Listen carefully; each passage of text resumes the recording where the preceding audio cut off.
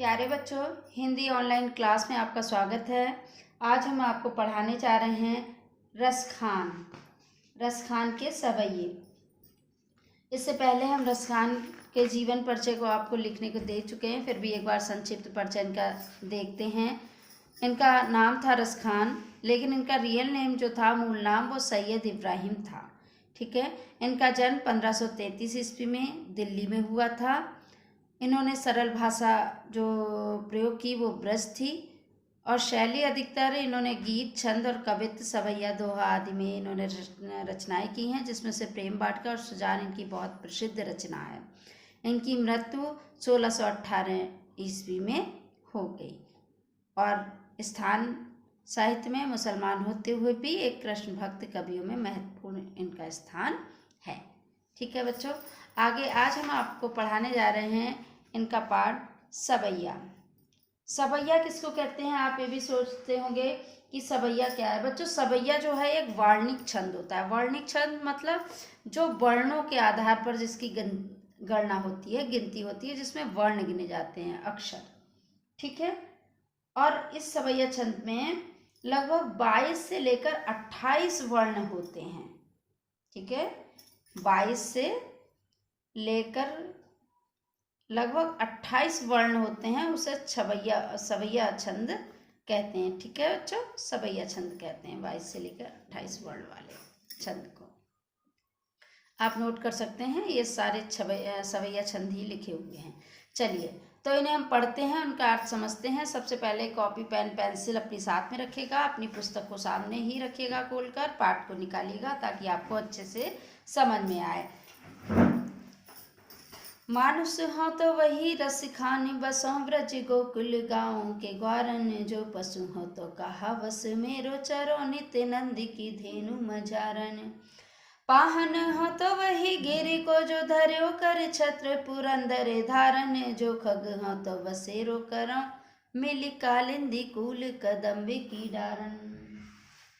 बच्चों देखिए, प्रस्तुत पद में जो सवैया छंद है, इसमें जो बताया गया है, जो रसखान हैं, हमारे कवि जो हैं सैयद इब्राहिम रसखान, ये हर प्रकार से ये चाहते हैं कि मुझे कोई भी जन्म मिले, बस मुझे कृष्ण की ही समीपता प्राप्त हो, अर्थात कृष्ण के पास ही मिले, कृष्ण की निकटता प्राप्त हो। बस एक ही इच्छा है, कोई भी रूप मुझे मिले, कोई भी जन्म मिले, किसी भी रूप में मेरा अवतरण हो, कृष्ण का सानिध्य प्राप्त करना चाहते हैं। तो रसखान क्या कहते हैं कि मानुष हो तो वही रसखान। रसखान कह रहे हैं कि यदि मेरे मरने के बाद, मृत्यु के बाद मुझे अगर दोबारा जन्म मिले, किसका? मानुष मतलब मनुष्य। ठीक है ना बच्चों, मनुष्य। यदि मुझे मरने के बाद मनुष्य का पुनः जन्म मिले, दोबारा रूप मिले, तो मेरी यही इच्छा है कि मैं जो ब्रज गोकुल का जो गांव है और उसमें रहने वाले जो ग्वाल हैं, ग्वाल वाले हैं, उन्हीं के बीच में मैं रहकर निवास करूं, अर्थात उन्हीं के बीच में मुझे जन्म मिले, उन्हीं के बीच में मैं रहना चाहता हूं। ठीक है। जो पशु हो तो कहा बस मेरो। रसखान कहते हैं कि यदि मैं पशु का जन्म मुझे मिले, इसमें कोई बस तो है नहीं, ये ईश्वर की इच्छा है, किसको कौन सा रूप देते हैं, ना जाने कितनी योनियों में मनुष्य भटकता रहता है, तब कहीं जाकर उसे मनुष्य का जन्म प्राप्त होता है। तो कहा यदि मुझे पशु का जन्म भी मिले, मुझे पशु के रूप में अवतरित होना पड़े, तो ईश्वर से मेरी यही प्रार्थना है कि वैसे तो कोई बस नहीं होगा मेरा, लेकिन मुझे पशु के रूप में यदि जन्म मिले तो यही इच्छा है कि जो नंद बाबा हैं, उनकी गायों के बीच में ही मैं चरा करूं, यही मेरी इच्छा है। पाहन हो तो वही गिर को, और यदि पाहन मतलब पत्थर, यदि मैं पत्थर भी बनूं, मुझे पत्थर के रूप में भी मुझे इस धरती पे आना पड़े, तो मैं उसी गिरी मतलब पहाड़, उसी पहाड़ का मैं पत्थर बनना चाहता हूँ, जिसको भगवान कृष्ण ने अपनी उंगली पर धारण किया था, अपनी उंगली पर पकड़ लिया था। किसके लिए? पुरंदर मतलब इंद्र के गर्भ को चूर चूर करने के लिए जिसको भगवान कृष्ण ने अपनी उंगली पर ही धारण कर लिया था, अर्थात उठा लिया था छत्र की तरह, और सारे गोकुल वासियों की रक्षा की थी। तो कहते हैं जो खग हो तो वसेरो करो मिली कालिंदी कूल कदम में कीड़ा। कालिंदी कहते हैं यमुना नदी को बच्चों। कूल मतलब पास, निकट, समीप, कदम, पास। ठीक है ना बच्चों। क्या कह रहे हैं रसखान? कहने का तात्पर्य यह है रसखान जो है कृष्ण का हर प्रकार से सानिध्य प्राप्त करना चाहते हैं। तो कहते हैं हे प्रभु, यदि मेरा पक्षी का भी जन्म हो, खग मतलब पक्षी, पक्षी का भी जन्म हो तो मेरी ये प्रार्थना है, इतनी ही प्रार्थना है कि यमुना के किनारे कदम्ब के वृक्ष पर ही मैं निवास करूं, वहीं पर मैं रहूं। ठीक है ना बच्चों। चलिए आगे चलते हैं। देखिए किताब को सामने रख के अच्छे से पढ़िएगा, आपको सारा समझ में आएगा। ठीक है। आज गई होती भोर ही हो, रस खाने रही वही नंद के भौनई, बाको जियो जुग लाख करोड़, जसोमती को सुख जात कहो नहीं। तेल लगाई लगाई के अंजन, भौहें बनाई बनाई डिठौनई, डारी हमेल निहारे निहारत, बारत ज्यों पुचकारत छौनी।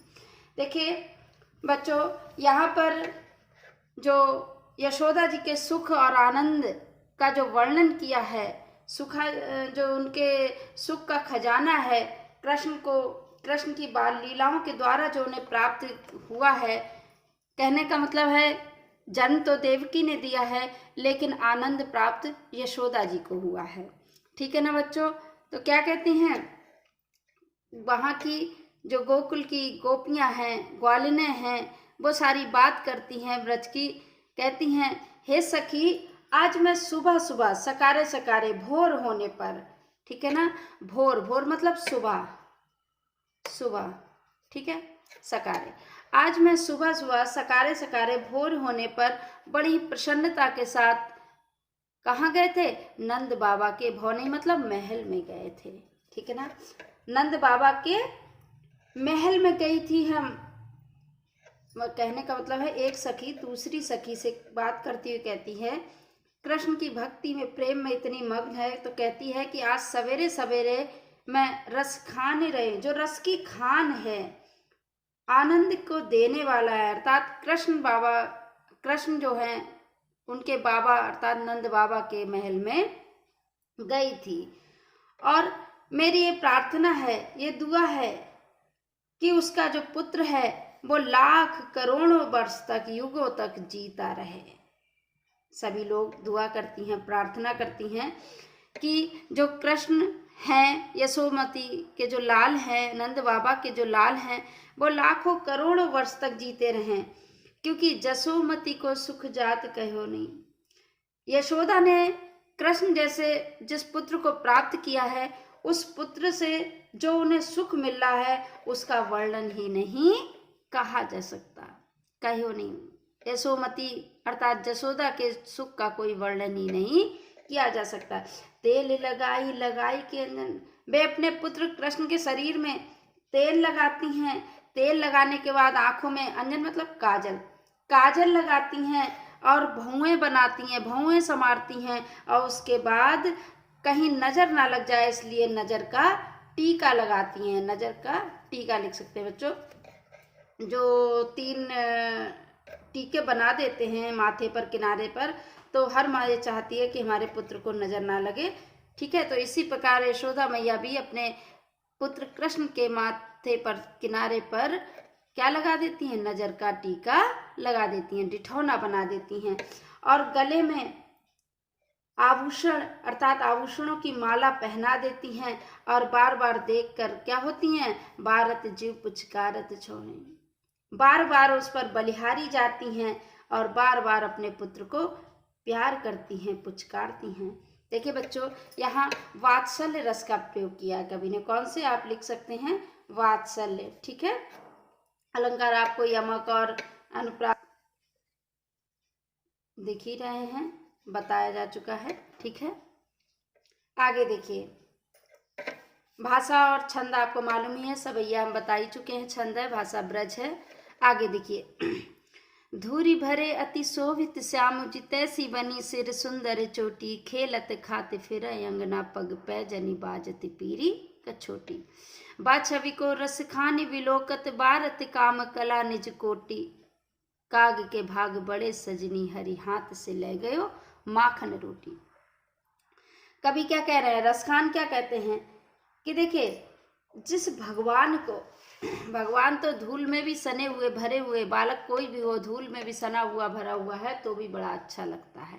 तो यहाँ पर कृष्ण के सौंदर्य का वर्णन करते हुए उनके सौंदर्य पर बलिहारी जाती हैं, उनका मनोहारी वर्णन किया है रसखान ने कि बाल सौंदर्य कितना अद्भुत है कृष्ण का। तो कहते हैं धूरी भरे शोभित श्याम ने, धूरी मतलब धूल मिट्टी, ठीक है ना, धूल से भरे हुए, धूल में सने हुए भगवान कृष्ण जो है वो कैसे लग रहे हैं, बहुत ही सुंदर लग रहे हैं, शोभित हो रहे हैं, सुंदर लग रहे हैं। और उनके सर पे तैसी बनी सिर सुंदर चोटी, और उसके ऊपर भी उनके सिर पे क्या बनी हुई है, सुंदर सी चोटी बनी हुई है। क्या बनी हुई है, चोटी बनी हुई है। और खेलत खाते फिरे अंगना, वे अपने घर में खेलते हुए खाते हुए घूम रहे हैं, भाई माखन रोटी सब खाते हुए घूम रहे हैं। और उनके पैरों में क्या बाज रही है, पायल बज रही है। और ऊपर से वो क्या पहने हैं, बाजती पीरी कछोटी, कछोटी मतलब कच्छा, और पीला कच्छा पहने हुए हैं। भगवान कृष्ण कैसे सुंदर लग रहे हैं, एक तो धूल से सने हुए हैं, ऊपर से सिर पे चोटी भी बनी हुई है, और माखन रोटी खाते हुए भी अंगना में घूम रहे हैं, और पैरों में पायल बज रही है, और उसके ऊपर भी क्या पहने हैं, पीला कच्छा पहने हुए हैं। तो कृष्ण की सुंदरता को देखकर रसखान क्या कहते हैं, रसखान कहते हैं कि कृष्ण की सुंदरता को देखकर ऐसा लगता है कि कामदेव भी अपनी काम कला निचकोटी, कामदेव भी अपनी करोड़ों कलाओं को उनके ऊपर निछावर कर देता है। ये सखी आपस में बात करती हैं, क्या कह रही है, हे सखी, भगवान कृष्ण के उस सौंदर्य, उस छवि को देखकर ऐसा लगता है जैसे कामदेव भी अपने करोड़ों कलाओं को उनके ऊपर निछावर कर देता है। काग के भाग बड़े सजनी, हरि हाथ से ले गयो माखन रोटी। हे सखी, उस कौए के भाग की सराहना क्या की जाए, उस कौए के भाग की कितनी प्रशंसा की जाए, कितनी सराहना की जाए। वो कौआ कितना बड़ा भाग्यशाली है, कितना बड़ा भाग्यवान है जो भगवान कृष्ण के हरि हाथ, हरि मतलब भगवान कृष्ण के हाथ से माखन रोटी छीन कर ले।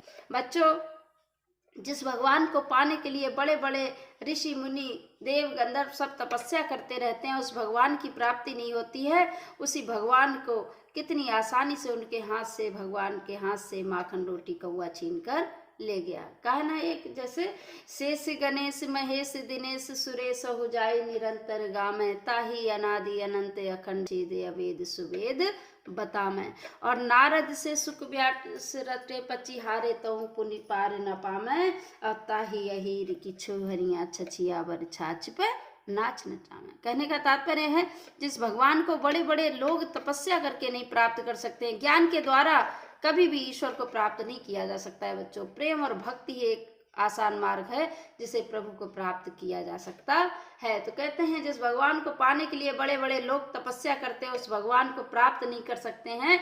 और वो गांव की ग्वालिनें, अहीर की छोरियां, लड़कियां, गोपियां कैसी हैं जो जरा जरा से माखन के लालच में प्रभु को ही नाच नचाती हैं। ठीक है, आगे देखिए बच्चों। जा दिन ते वह नंद को छोहरा, या बन धेनु चराए गयो है, मोहन ताननी गोधन गावत बेनु बजाई रिझाए गयो है। बादिन सो कछु टोना सुक, रस खान ही में समाये गयो है, को न काहू की कानी करे, सिगरो ब्रजबीर बिकाए गयो हो।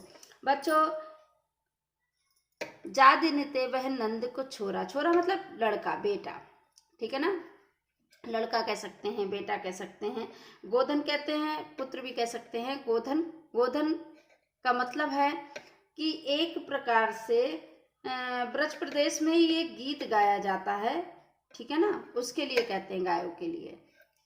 गावत गाते हूँ, वेणु बांसुरी, रिझाए मोहित कर देना, ठीक है ना। तो देखिए क्या कहा है सखियों ने, आपस में बात कहती हैं। रसखान कह रहे हैं कि हे सखी, जिस दिन से वह नंद का जो बेटा है, पुत्र है, छोरा है, इस वन में आकर के अपनी गायों को चरा करके गया है। सखियां क्या कहती हैं, जिस दिन से वह नंद का छोरा, नंद का पुत्र इस वन में आकर अपनी गायों को, धेनु मतलब गाय, गायों को यहाँ पर चरा करके गया है और अपनी बंसी की मोहनी तान को अर्थात अपनी बंसी को बजा करके एक गोधन को यहाँ पर सुनाकर गया है, अर्थात सुनाकर हमें क्या कर गया है, रिझा कर चला गया है। हे सखी, जिस दिन से वह नंद का पुत्र इस गांव में, इस वन में आकर के अपनी गायों को चरा कर गया है और हमें अपनी बांसुरी बजा करके एक गोधन सुना करके ऐसा लगता है जैसे हमें रिझा कर सुना करके वह यहाँ से चला गया है, तो उस दिन से ऐसा लगता है बादिन सो कछु टोना सो कहे, ऐसा लगता है कि जैसे हमारे ऊपर कोई उसने टोना टटका कर दिया है। ऐसा लगता है जैसे कुछ टोना कर गया है, हम पर टोटका करके चला गया है, क्योंकि रस खाने हिये में समाये गए हो। यहाँ पे देखिए बच्चों, श्लेष अलंकार है। श्लेष का मतलब है जहाँ पे कई एक शब्द में अर्थ कई चिपके होते हैं। रस खान, एक तो रस की खान जो है, रस की खान अर्थात कृष्ण के लिए यहाँ प्रयोग किया है, ठीक है। और दूसरा रस खान जो हमारे कवि हैं, तो कहा है कि हे सखी, जिस दिन से यहाँ पर आकर के अपनी बांसुरी को बजा करके हमें गोधन सुना करके हमें यहाँ रिझा कर चला गया है, ऐसा लगता है जैसे उस दिन हमारे ऊपर कोई जादू टोना टोटका करके यहाँ से गया है, क्योंकि वो रस खान अर्थात रस की जो खान है कृष्ण, वो हमारे हिये मतलब हृदय में समा गया है, बस गया है। अब वह हमसे दूर नहीं जाता है, हमारे हृदय में समा गया है। तो हे सखी, कहू न काहू की कानी करे सिगरो ब्रजबीर बिकाए गयो। और सखी, ऐसा लगता है कि यहाँ पर कोई किसी की कोई चुगली ही नहीं कर रहा है, कोई किसी के बारे में बात ही नहीं करना है किसी को। ऐसा लगता है कि कोई किसी की शर्म लिहाज ही नहीं करता है खुलकर। ऐसा लगता है जैसे कृष्ण के प्रति अपने प्रेम को सब प्रकट कर रहे हैं, क्योंकि सिगरो ब्रजबीर बिकाए गयो। ऐसा लगता है कि सारा ब्रज का ब्रज कृष्ण के हाथों बिक गया है, क्योंकि जिस दिन से वह यहाँ आकर के अपनी गायों को चराने इस वन में आया, अपने गोधन को मुरली बजा करके सुना करके हमारे प्राणों को रिझा करके चला गया है, ऐसा लगता है जैसे हमारे ऊपर कोई टोना सा कर गया है और वो रस की खान अर्थात कृष्ण हमारे हृदय में समा गया। इसीलिए अब कोई किसी की यहाँ शर्म लिहाज कोई कर ही नहीं रहा है, कोई किसी की चुगली भी नहीं करता है, कोई किसी के बारे में बात ही नहीं करता है, पूर्ण रूप से सब कृष्ण के प्रति अपना प्रेम प्रकट करता है। उसे देखकर ऐसा क्या लग रहा है, जैसे सारा का सारा ब्रज कृष्ण के हाथों बिक गया है। ठीक है ना बच्चों, चलिए आगे खींचे। आप लिख सकते हैं इसमें अनुप्रास अलंकार तो है ही, ठीक है ना। एक अक्षर जब बार बार आता है, गोधन है, गावत है, ठीक है। अनुप्रास अलंकार है, रसखान, यहाँ पे श्लेष का भी प्रयोग किया है। चलिए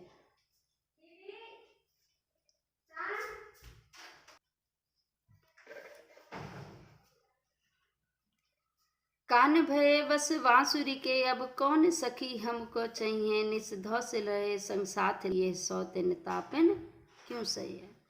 जिन मोहि लियो मनमोहन को, रस खान सदा हमको दये, मिलियाओ सबे सखी भाग चले, अब तो ब्रज में बसुरी ही रहे।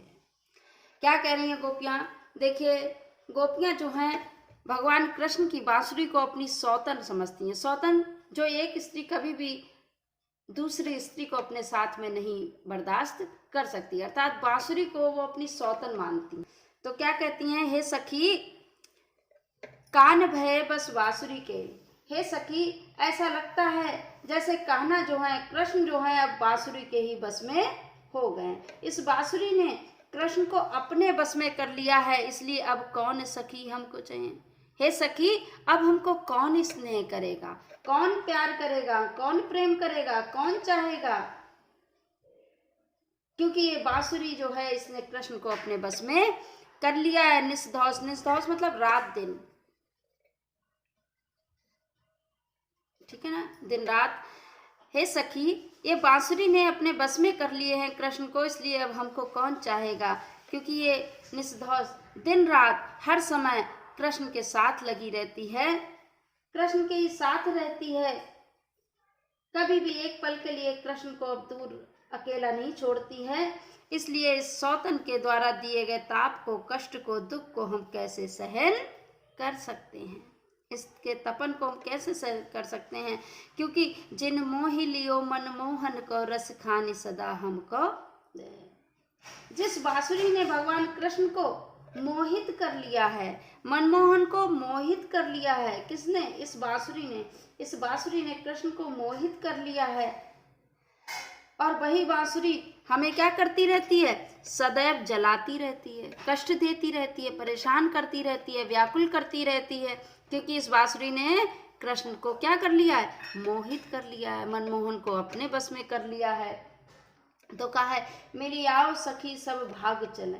हे सखी आओ, हम सब मिलकर क्या करते हैं? अब यहाँ से भाग चलते हैं, ब्रज से यहाँ से चले भाग चलते हैं, क्योंकि इस ब्रज में कृष्ण के साथ अब बांसुरी ही रहेगी। अब हमारा यहाँ पर कोई भी स्थान नहीं है। देखिए बच्चों, यहाँ पर श्रृंगार रस का प्रयोग किया है कवि ने, ठीक है ना, श्रृंगार रस का। ऊपर भी पैराग्राफ में श्रृंगार का ही प्रयोग है, ठीक है। आप लिख सकते हैं, जब काव्य सौंदर्य डालेंगे तो इन चीजों को अवश्य डालिएगा। माधुर्य गुण है, ठीक है ना, श्रृंगार रस है, सवैया छंद है, अनुप्रास, उत्प्रेक्षा, अतिशयोक्ति अलंकार का इसमें प्रयोग किया है। अतिशयोक्ति, अतिशयोक्ति मतलब जहाँ पर हम किसी बात का बहुत बड़ा चढ़ा के वर्णन कर देते हैं, ठीक है। यहाँ पे देखिए, तो कहा है कि हे सखी, यहाँ से अब भाग चलते हैं। अब यहाँ पर बांसुरी के अलावा कृष्ण के साथ और कोई भी नहीं रह सकता है, ठीक है। इसमें भी आप लिख सकते हैं, श्रृंगार का प्रयोग है, रूपक, अनुप्रास अलंकार का प्रयोग है, लिख सकते हैं बच्चों आप लोग, ठीक है। आगे चलिए चलते हैं। ब्रज भाषा ब्रज ही है, छंद सवैया है। कहते हैं ना कि मुरली तो गोपाल भावती, सुनरी सखी जदपि नतलालई नाना भांति नचावत। कहती है ना कि मुरली उन्हें पसंद आती है, भले ही वो हर प्रकार से उन्हें नचाती है, लेकिन पसंद उन्हें मुरली ही आती है। चलिए आगे देखिए। मोर पखा सिर ऊपर राखियों, गुंज की माल करे पहरोंगी, ओढ़ी पितंबर ले लकुटी, बन गोधन ग्वारन संग फिरोंगी। भाव तो वही मेरो रस खानी, सुख तेरे कहे सब स्वांग करोंगी, या मुरली मुरली धर की, अधरान धरी अधनाना धरूंगी। ये बच्चों यमक अलंकार का उदाहरण है, ठीक है ना, यमक अलंकार, जहाँ पर एक जैसे शब्द हों और दोनों के अर्थ अलग अलग हों, ठीक है ना, यहाँ पे यमक अलंकार होता है। क्या कहती है सखियाँ? जब आपस में सखियाँ बात करती हुई कहती हैं कि हे सखी, एक दूसरे को सांत्वना देती हैं, तो कहती हैं कृष्ण के वियोग में सभी व्याकुल हैं, परेशान हैं। तो क्या कह रही हैं कि भगवान कृष्ण का जो रूप है उसको हम धारण करने के लिए तैयार हैं, हम कृष्ण बनने के लिए तैयार हैं, मतलब सांत्वना देती हैं स्वयं को ही। तो क्या कहती हैं? हे सखी, तुम्हारे कहने पर मैं भगवान श्री कृष्ण के रूप को धारण करने के लिए तैयार हूँ। कौन से रूप को? जो मोर के पंख को वो सिर पे धारण किए रहते हैं, उनके मुकुट में जो मोर का पंख सुशोभित है। तो कहा, हे सखी, मैं तुम्हारे कहने पर मोर के पंख को भी अपने सिर पे धारण कर लूंगी, गुंज की माला गले पहनूंगी, और गुंजाओं की माला को भी अपने गले में पहन लूंगी, धारण कर लूंगी। ओढ़ी पीताम्बर ले लपटी, और पीताम्बर को भी मैं ओढ़ लूंगी, और लकड़ी को लेकर मैं जंगल में गायों और ग्वालों के साथ भी घूम लूंगी। ग्वारन, गोधन ग्वारन संग फिरो, गोधन मतलब गायों को ही, ठीक है ना। तो कहा, हे सखी, मैं मोर के पंख को भी अपने सर पे धारण कर लूंगी, गुंजाओं की माला भी पहन लूंगी, पीताम्बर को भी ओढ़ लूंगी, लकड़ी को लेकर मैं जंगल में गायों और ग्वाल वालों के संग भी मैं घूम लूंगी, फिर लूंगी। भाव तो वही मेरो रस खान, जो भी चीज मेरे जो रस की खान है कृष्ण भगवान, जो जो उन्हें पसंद है, मैं सारा स्वांग रखने को तैयार हूँ, मैं सारा रूप धारण करने के लिए तैयार हूँ। जो जो भगवान अपने कृष्ण जो है, जो उनका रूप है, मैं उस सारे रूप को अपने ऊपर अपने धारण करने के लिए तैयार हूँ, उनकी सारी लीलाओं को करने के तैयार हूँ। लेकिन या मुरली मुरली धर की, अधरा न धरी अधरा न धरूंगी। हे सखी, लेकिन मैं इस मुरलीधर अर्थात कृष्ण की जो मुरली है, कभी भी मैं उसको अपने होंठ पे धारण नहीं कर सकती हूँ। क्या कहती हैं, हे सखी मैं सारा रूप धारण कर लूंगी, लेकिन जो कृष्ण के अधरों पर सुशोभित होने वाली जो मुरली है उसको मैं कदापि अपने होठों पे धारण नहीं कर लूंगी। सारी लीलाएं करने के लिए तैयार हूं, लेकिन मुरली जो है वो हमारी सौतन है, इसलिए कभी भी उस मुरली को अपने अधरों पे धारण नहीं करना चाहती हैं। कभी कहता है कि सारे रूप को धारण कर लेंगी, लेकिन उस मुरली को अपने होठों पे नहीं धारण कर सकती, क्योंकि उस लीला को नहीं कर सकती। मुरली उनके लिए क्या है, सौतन है, इसलिए उसको पसंद नहीं करती हैं। ठीक है, भाषा आपकी ब्रज ही है बच्चों, आप जानते हैं, छंद सवैया ही है। ठीक है, अलंकार यहाँ पे यमक, श्लेष, अनुप्रास का भी प्रयोग किया है। ठीक है ना, लिख सकते हैं आप जब काव्य सौंदर्य डालेंगे। आगे चलिए, यह है बच्चों कवित्त छंद। ठीक है ना, एक कवित्त, पीछे के सारे सवैया छंद थे, ये कवित्त छंद है। कवित्त छंद में बच्चों क्या होता है, ये भी वर्णिक छंद होता है। वर्णिक मतलब वर्णों के आधार पर ही इसकी गणना होती है, और इसके सभी चरणों में, हर लाइन में 15 से 16, ठीक है ना, अक्षर होते हैं, मतलब 31 वर्ण होते हैं, लगभग 15-16।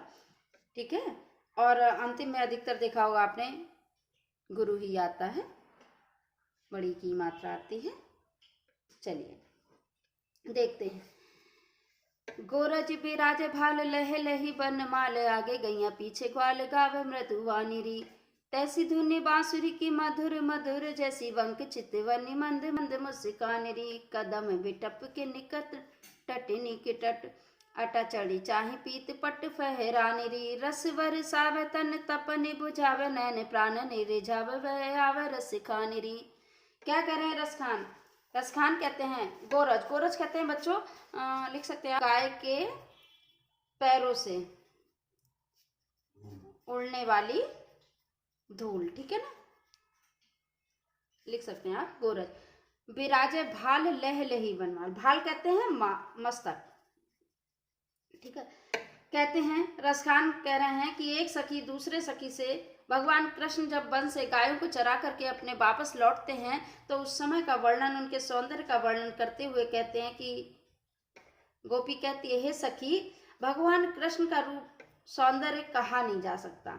उनके रूप का वर्णन करती है तो कहती है कि हे सखी भगवान कृष्ण के माथे पर जो गायों के चलने से, अर्थात उनके पैरों से जो उड़ने वाली धूल है, अर्थात जो खुरों से जो धूल उड़ती है, उसमें भगवान कृष्ण जो हैं उनके माथे पर वह धूल बहुत ही सुशोभित हो रही है, अर्थात उस धूल से सने हुए भगवान कृष्ण बड़ा ही सुंदर लग रहे हैं। आगे गैया पीछे ग्वाल गावे मृदुवान, और उनके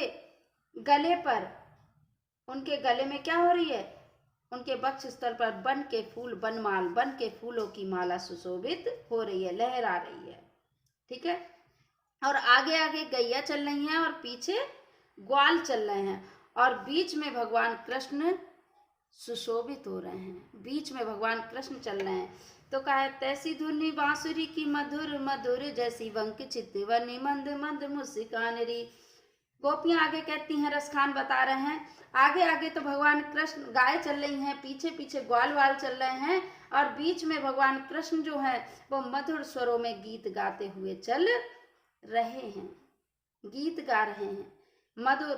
और जितना मधुर उनका स्वर है, गीत है, उतनी ही बाकी उनकी चितवन है, अर्थात देखने की जो दशा है वो है, उनकी बाकी जो चितवन है, धीमी धीमी उस पर क्या है, मुस्कान है, मंद मंद मुस्कान, अर्थात धीरे धीरे धीमी धीमी उनकी मुस्कान भी लग रही है। कदम बिटप के निकट तटनी के तट, अटा चढ़ी चाही पीठ पट फहरानी।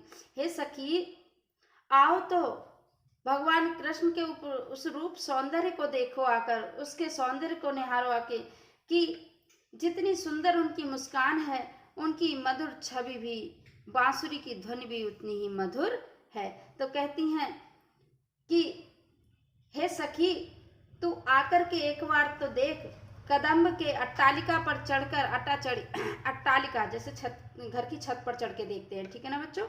तो कहा अट्टालिका पर चढ़कर भगवान कृष्ण जो हैं कदम्ब के वृक्ष के निकट, बिटप मतलब वृक्ष, ठीक है ना।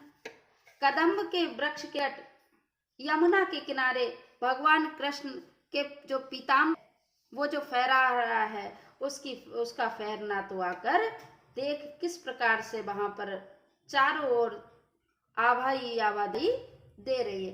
तो कहती हैं कि हे सखी रस बरसावे तन बने बुझावे नयन प्राणन रिझावे वह आवे रस खान। क्या कहती हैं, हे सखी भगवान कृष्ण जो रस की खान है अर्थात कृष्ण रस बरसाते हुए और हमारे तन की सबकी तपन को, आग को, कष्ट को बुझाता हुआ और हमारे प्राणों को मोहित करता हुआ वह रसखान अर्थात कृष्ण इधर ही चला आ रहा है।